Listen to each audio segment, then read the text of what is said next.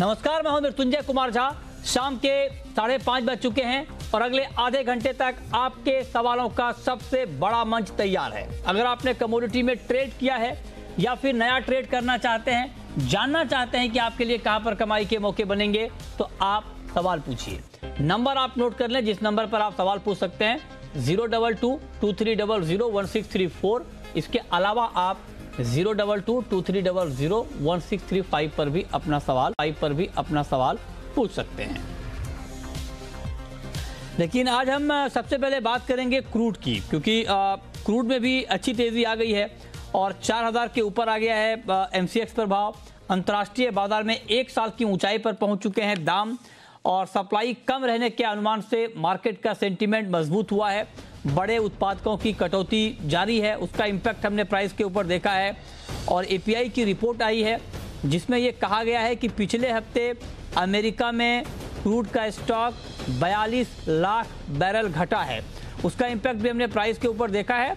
और साथ ही एशियाई देशों से मांग में तेजी की संभावना दिख रही है, उसने भी मार्केट के सेंटीमेंट को मजबूत किया है।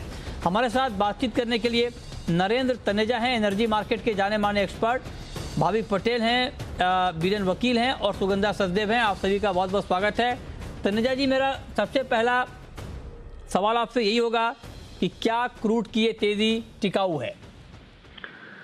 देखिए, अभी जो आज के जिस तरह का वो चल रहा है, मुझे उसमें कोई ज्यादा टिकाऊ होने की वजह नजर नहीं आती है। हाई रिस्पॉन्स आ रहा है, 2 वजह से आ रहा है। एक तो जो जिस हिसाब से प्रोडक्शन जो है उसमें कट का खासतौर से सऊदी अरेबिया की तरफ से हो रहा है। दूसरा ये कि बाइडेन सरकार का बहुत ज्यादा फोकस रिन्यूएबल पे है। उससे इस तरह के संकेत जा रहे हैं कि आने वाले समय के अंदर जितना कैपिटल एक्सपेंडिचर होना चाहिए था वो जो है नहीं हो पाएगा और ऑयल की जो सप्लाई है उसमें दिक्कत आएगी।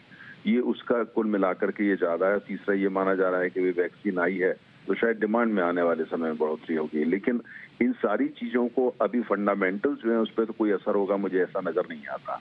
और दूसरी तरफ ये है कि अगर जो बाइडेन सरकार है अपना रिन्यूएबल एजेंडा को पुश करती है, आगे बढ़ाती है, लेकिन उसकी वजह से जो है अमेरिकी उपभोक्ता को कीमत ज्यादा चुकानी पड़ती है, तो वो मुझे नहीं लगता कि वो उसको बहुत ज्यादा दिन चलेगा। इसलिए ये जो कीमत चल रही है ये मुझे नहीं लगता कि ये टिकाऊ है, क्योंकि ये डिमांड एंड सप्लाई के फंडामेंटल से आज की तारीख में कम से कम $5 ज्यादा है।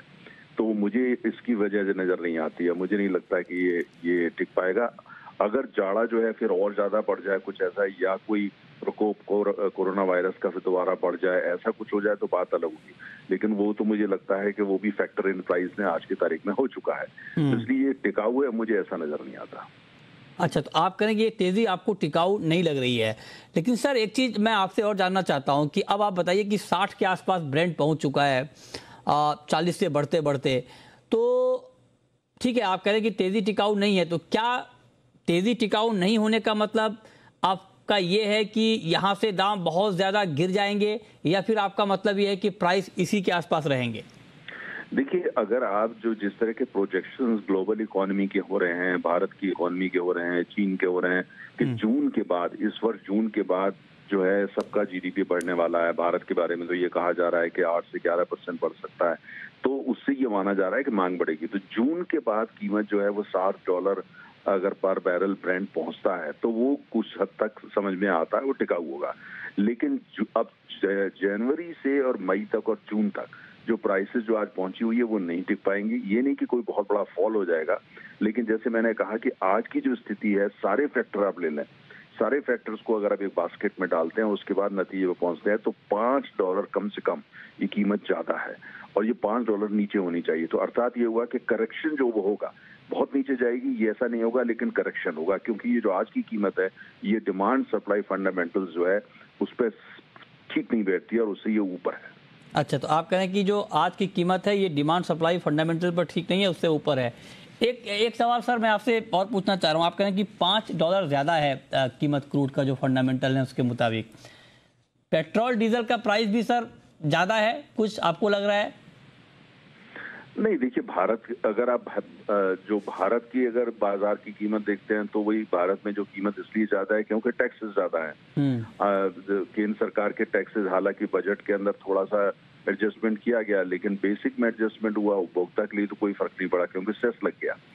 आप कोई राज्य सरकार भी अगर कल को सेस लेकर के आ जाती है तो और परेशानी उस उपभोक्ता की बढ़ जाएगी जो उस राज्य में रहता है। अच्छा। तो भारत में जो कीमत है वो जो बाजार में जो कीमत है उसको रिफ्लेक्ट नहीं कर रही है। कीमत के हिसाब से आप चला जाए तो पड़ोस में के राज्य देश है, वहां तो कीमतें काफी कम है और देशों में भी काफी कम है। हमारे यहाँ पेट्रोल डीजल की कीमत इसलिए ज्यादा है कि आज चाहे वो राज्य सरकार हो या केंद्र सरकार हो, इस स्थिति में नहीं है कि कोई भारी कीमत कटौती कर पाए, क्योंकि सबकी जो रेवेन्यूज है वो जो जितना टारगेटेड थे उससे कम है, लिहाजा वो उस स्थिति के अंदर नहीं है और ना ही ये कोई इस समय कोई बहुत बड़ा पॉलिटिकल मुद्दा बना हुआ है। तो इस वजह से उसमें कोई कटौती होगी मुझे ऐसा नजर नहीं आता। लेकिन होनी चाहिए, आपको लगता है कि होनी चाहिए? 100 रुपए के आसपास पेट्रोल चला गया, कंज्यूमर पे भी मार पड़ रही है। आप कहें कि कोई सरकार उस स्थिति में नहीं है, ये बात ठीक है, कंज्यूमर भी लेकिन सर उस सिचुएशन में नहीं है कि इतना ऊपर पे इतना ज्यादा भाव पे कर पाए। नहीं, देखिए जहां तक अगर आप पूरा ढांचा देखते हैं टैक्सेस का, पेट्रोल डीजल का, जिस हिसाब से अर्थव्यवस्था में पेट्रोल की अहमियत है आम उपभोक्ता के लिए, जिसमें गरीब तबका भी, लोअर मिडिल क्लास भी शामिल है, कि बिल्कुल टैक्सेस इतने हाई नहीं होने चाहिए और राज्य सरकार है, केंद्र सरकार दोनों जो है उनको थोड़ा थोड़ा टैक्स काटना चाहिए, जिससे पेट्रोल और डीजल में आम उपभोक्ता को राहत मिल सके। जो बल्क यूजर्स हैं उनको तो वैसे ही कंसेशन मिल जाता है सप्लायर से, लेकिन आम उपभोक्ता को तो राहत मिलनी चाहिए। मैं व्यक्तिगत रूप से, क्योंकि मैं खुद उपभोक्ता हूँ, इसका समर्थक हूँ। ठीक बात है, बहुत शुक्रिया तनेजा जी आपका हमारे साथ जुड़ने के लिए, बताने के लिए कि क्या प्राइस आगे रहने वाला है। सुगंधा जी, अब मैं आपसे जानना चाहता हूँ कि आप बताएं कि ऐसे में जो लोग फ्यूचर मार्केट में ट्रेड करते हैं उनको 4000 के ऊपर क्रूड में क्या करना चाहिए? गुड इवनिंग नितिन जी, जैसा कि तनेजा जी ने भी डिस्कस किया, अभी फंडामेंटल्स शॉर्ट टर्म के लिए तो मुझे लगता है अभी पॉजिटिव रहेंगे, बट यस हाई लेवल पे प्राइसेस नहीं सस्टेन कर पाएंगे। अगर मैं सिर्फ फ्यूचर ट्रेडर्स की बात करूं तो अभी मुझे लगता है मोमेंटम पॉजिटिव है, बिकॉज ओपेक प्लस ने ये मेंटेन किया है कि अभी ऑयल मार्केट इस साल डेफिसिट में रहने की एक्सपेक्टेशन है। और इसके साथ साथ हमने एपीआई की इन्वेंट्री डेटा में भी देखा कि क्रूड की इन्वेंट्रीज में एक सिग्निफिकेंट ड्रॉडाउन देखने को मिला है और इसके साथ साथ यूएस से स्टिमुलस होप्स काफ़ी हद तक बनी हुई हैं। तो ये सारे फैक्टर्स अभी शॉर्ट टर्म में क्रूड ऑयल के प्राइसेस को काफ़ी हद तक फेवर कर रहे हैं। तो हमें कुछ डिक्लाइंस मिलते हैं टुवर्ड्स लेवल ऑफ अराउंड 3980। मैं क्रूड में बाइंग की एडवाइस दूंगी। टारगेट्स रहेंगे 4060 ऑन द हायर साइड और आने वाले दिनों में we can look forward to targets of around 4200, but मुझे लगता है 4200 लेवल के आसपास काफ़ी प्रॉफिट बुकिंग देखने को मिल सकती है। और अगर मैं WTI क्रूड की बात करूं तो मुझे लगता है prices can stretch towards level of around $58 पर बैरल, जहां से प्रॉफिट बुकिंग देखने को मिलेगी। सो शॉर्टर टर्म मोमेंटम पॉजिटिव है, बट यस लॉन्गर टर्म के लिए हम हाई लेवल से प्रेशर आते हुए देख सकते हैं।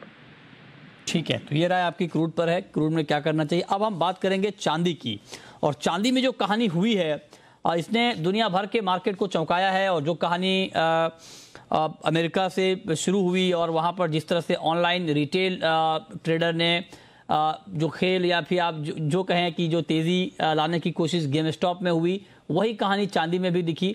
चांदी के दाम को भी काफ़ी बढ़ाया गया, लेकिन चांदी में इसलिए नहीं टिक पाया क्योंकि चांदी का मार्केट बहुत बड़ा मार्केट है, फंडामेंटल पे फाइनली मार्केट को लौटना होता है। इसीलिए कल तेज़ गिरावट भी हमने देखी और रेडिट के निवेशकों ने जो कोशिश की वो बहुत लंबे समय तक नहीं टिक पाई ये तेज़ी, क्योंकि बाकी फंडामेंटल की वजह भी सामने आ गई है। लेकिन एक उतार चढ़ाव तो मार्केट में आ ही गया बड़े पैमाने पर। तो आप बताएं बीरेन जी, आपका क्या कमेंट होगा सर, ये जो हुआ है चांदी में, क्या ये कहानी अब खत्म मानी जाए या अभी, क्योंकि अब इस तरह के मैसेज चल रहे हैं सोशल मीडिया में वहाँ पे कि $1000 तक चांदी का प्राइस चला जाएगा और उस वजह से लोगों ने बड़े पैमाने पर बाइंग शुरू कर दी। फिजिकल में सप्लाई कम हो गई चांदी की, इस तरह के माहौल बन गए वहाँ पर, क्या टेक होगा आपका? रेडिट की जो कम्युनिटी है जो चर्चे में है उनको काफी क्लोजली मैं ट्रैक करता हूँ। अच्छा। और मैं थोड़ा अगर थोड़ा हार्ड लाइन में बोलूँ तो ये फाइनेंशियल लोकस्ट है, जो तीड़ी होती है ना, इसका ये फाइनेंशियल लोकस्ट स्वार्म जैसा है और काफी बाजारों में इन्होंने हुड़दंग मचाया है। एक उल्टे हाथ की नहीं पड़ेगी तब तक ये लोग ठिकाने नहीं आएंगे, तो I am waiting for that moment और शायद वो 1-2 महीने में आ जाएगी। उसके बाद सब अपने अपने मेरिट पे मार्केट आ जाएंगे। हालांकि चांदी में सुपर बुलिश नहीं हूं मैं, जो 75,000 के बाद जो शार्प करेक्शन आया था ऐसा ही शार्प करेक्शन की इसमें उम्मीद है, तो मैं बाय साइड में इसको फिलहाल अवॉइड कर रहा हूँ। अच्छा भाविक जी, आपका कमेंट क्या होगा ये अमेरिकी कहानी पर जो चांदी में भी अभी हमने देखी है? गुड इवनिंग मृत्युंजय जी। देखिए, जो गेम स्टॉप में उन लोगों ने मैनिपुलेशन किया, उसमें अगर मार्केट फ्लोटिंग देखे तो I think 20 to 30 million shares ही थे। और चांदी का अगर मार्केट देखे तो काफ़ी बड़ा है। और दूसरा, वो लोगों ने सिर्फ पोजीशन फ्यूचर की शॉर्ट की बैंक्स की देखी, पर वो लोगों ने वो नहीं देखा कि बैंक्स फिजिकल में जो है वो लोग बाय करते हैं और हेजिंग के लिए शॉर्ट पोजीशन बना रखते हैं। तो उसकी वजह से ही हमने देखा कि आई थिंक शॉर्ट पोजीशन ज़्यादा टिक नहीं पा रही। और मुझे भी लग रहा है कि आई थिंक अगर वो वापस भी ऊपर जाएगा, अगर सिल्वर में वो लोग शॉर्ट स्क्वीज करना चाहेंगे, तो आई डोंट थिंक वो लोग टिक पाएंगे, क्योंकि इक्विटी मार्केट और कमोडिटी मार्केट दोनों अलग है। अभी वैसे चांदी में है नहीं कि चांदी में फिजिकल अभी मार्केट में है नहीं बाइंग या ऐसा कुछ, कोई शॉर्टेज नहीं है। तो आई थिंक ये जो हमने अनवाइंडिंग देखा जो शॉर्ट स्क्वीज का, आई थिंक मुझे लग रहा है कि अभी आगे जाके वापस से इतनी बड़ी मूव नहीं आ पाएगी। अच्छा, तो ऐसे में सुगंधा जी आप ये बताएं कि अब चांदी में ट्रेड क्या लिया जाए, क्या ट्रेड लेना चाहिए अब? नितिन जी, अगर ट्रेड की बात करें तो हमने देखा है ऑलरेडी काफ़ी वॉलेटिलिटी आई है और प्राइसेस ने ऑलरेडी एक करेक्शन भी दिखाया है शार्प प्राइस के बाद। अब मुझे लगता है प्राइसेस जब तक 26 ट्रेडिंग कर रहे हैं इंटरनेशनल मार्केट में, ट्रेंड मुझे अभी भी पॉजिटिव नजर आ रहा है, बिकॉज मार्केट अपने फंडामेंटल्स के मेरिट पे भी चलती है। और अगर हम देखें तो ग्लोबल इकोनॉमिक रिकवरी काफ़ी हद तक पिकअप कर रही है और इससे सिल्वर की डिमांड जो सोलर सेल्स में है वो काफ़ी हद तक बढ़ सकती है। तो जो ग्रीन एनर्जी की थीम है उससे सिल्वर की डिमांड काफ़ी हद तक ड्राइव होगी और स्टिमुलस की होप्स भी काफ़ी हद तक लाइव है। अगर मैं आज इंट्राडे सेशन की बात करूं तो 67,000 का लेवल काफ़ी स्ट्रॉन्ग सपोर्ट की तरह ऐड कर रहा है, तो मैं करंट लेवल से ही बाइंग की एडवाइस दूंगी। स्टॉप्स रहेंगे 67,000 और हाई साइड में हमारे टारगेट्स रहेंगे 70,800 से लेके 71,100। ओके, ठीक है। तो ये रहा है आपके लिए चांदी पर कि चांदी में अब आपको करना क्या है इस कहानी के बाद। जो गेम प्लान हुआ चांदी में लेकिन हमारे सारे एक्सपर्ट ये कह रहे हैं कि फाइनली मार्केट को फंडामेंटल पर लौटना होगा, लौटा भी है। पहला सवाल है कैलाश चंद्र मोदी का, सदलपुर से हमारे साथ जुड़ रहे हैं। पूछिए कैलाश जी। नमस्कार सर। नमस्कार, पूछिए सर। एक तो निवेदन है, बजट आ जाता है तो बजट आ जाता है, ये पर्सन का सेशन नहीं होता है तो उससे सर मेरे को तो शराब जैसा नशा बढ़ गया। मैं जब से आपके पर्सन की बात नहीं होती ना तब तक सर रोटी नहीं पचती है। अरे सर बहुत, ये आपकी मोहब्बत है, आपका प्यार है, बहुत अच्छा लग रहा है सुन के। और देखिए, नहीं हमारी ये पूरी कोशिश होती है कि आपसे रोज बात हो जाए। अब लेकिन बजट का बड़ा इवेंट होता है, बजट बताना भी जरूरी है। जी पूछे, अब क्या पूछना है? कंपनी का रिजल्ट आता है तब भी सर ऐसा मिस हो जाता है। नहीं सर, कॉपर में मैंने आज पोजीशन बनाई है 589 रुपए 70 पैसे में, 10 लॉट सेल की, शॉर्ट की। 589 रुपए 70 पैसे में, ओके, शॉर्ट की। बताइए भाभी जी, क्या करना चाहिए? मार्केट तो बढ़ गया है, 595 के आसपास आ गया है, तो अभी क्या इनको शॉर्ट में बने रहना चाहिए? कुछ उम्मीद की जाए कि दाम शाम के कारोबार में गिरेंगे या निकल जाएं? क्या सुझाव आपका? देखिए, मुझे अभी भी लग रहा है कि ओवरऑल ट्रेंड पॉजिटिव ही है और आज जिस हिसाब से ऊपर देखा है तो मुझे लग रहा है कि शाम के सेशन में भी वापस थोड़ा ऊपर ही जाएगा। तो मैं उनको सलाह दूंगा कि 596.50 का स्ट्रिक्ट स्टॉप लॉस बना के रखिए। अगर नया हाई ब्रेक करता है शाम के सेशन में तो वापस मोमेंटम से आपको 600-601 तक दिख सकता है और नीचे 593.50 के करीब आता है तो वहाँ एक बार निकल जाइए। आई थिंक वहाँ तक एक बार आएगा, क्योंकि ओवरऑल मेरा आज का view intraday buy on dips का ही है। ठीक बात है। ओके, अगला सवाल है सुशील कुमार का। पूछिए सुशील जी। जी नमस्कार। नमस्कार, पूछिए। सर हम तो आपको देख के ज्यादा कॉल करते हैं, हम तो आपके आशिक है सर। अरे बहुत शुक्रिया सर। जी जी बताएं। मेरा सवाल सोया तेल में पैसे लग रहे हैं, क्या चक्कर है? सोया तेल और सिल्वर, ओके। वीरेन जी बताइए सर, क्या करना चाहिए इनको सोया तेल में और चांदी में? अब दोनों में बेहद वॉलेटिलिटी है। जैसे सोयाबीन की वीकली रेंज में आप देखो तो 70-80 रुपए की मूवमेंट हो रही है, जो इंडियन टर्म्स में काफ़ी एबनॉर्मल है। चांदी तो ठीक है, रेडिट का ब्लेम कर सकते हो आप, लेकिन सोयाबीन ऑयल में किसको ब्लेम करोगे? तो मैं ऐसा मानता हूं कि एक बार इसको सेटल डाउन हो देना चाहिए। टेम्पररी में ऐसा मानता हूं कि मार्केट में टॉप बन चुका है, बट आगे कितनी डाउन साइड है वो देखना बाकी है। तो मैं कहीं सेल साइड में 1120 के आसपास प्रीफर करूंगा बेचने का, जिसका स्टॉप लॉस 1135 पर 135 होगा। टारगेट कहीं 1050-60 के आसपास रहेंगे। ठीक है, अगला सवाल है राहुल का। पूछिए राहुल जी। नमस्ते सर, मेरा सवाल है बीरेन सर से। हाँ, मैंने 48,900 पे मैंने गोल्ड बाई किया है। अच्छा, तो भी ऊपर कितने तक जाएगा? और सर से पूछना है वो बॉटम आउट कब बोलेंगे तो हम वहां से बाइंग करें। बताइए वीरेन जी। बजट में ड्यूटी कट का जो स्पीड ब्रेकर आया है, इसलिए गाड़ी को थोड़ा झटका जरूर लगा है। बट मैं ऐसा मानता हूं कि स्टिमुलस की इफेक्ट और जो पॉयल साहब ने जो वादा किया है कि 2023 तक हम इंटरेस्ट रेट जीरो रखेंगे, तो ये भी अपनी वापस रफ्तार पकड़ लेगा।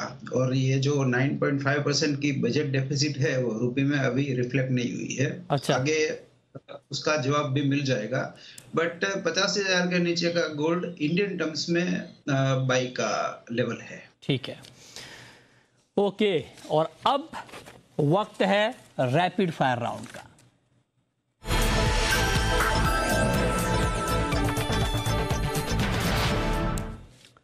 भाविक जी, आपकी पहली रैपिड फायर कॉल। जी, कॉपर फरवरी कॉन्ट्रैक्ट है, वो मैं बाय के रिकमेंड करूंगा अराउंड 591, टारगेट रहेगा 598 और स्टॉप लॉस 587 का। आपकी कॉल बीरेन जी।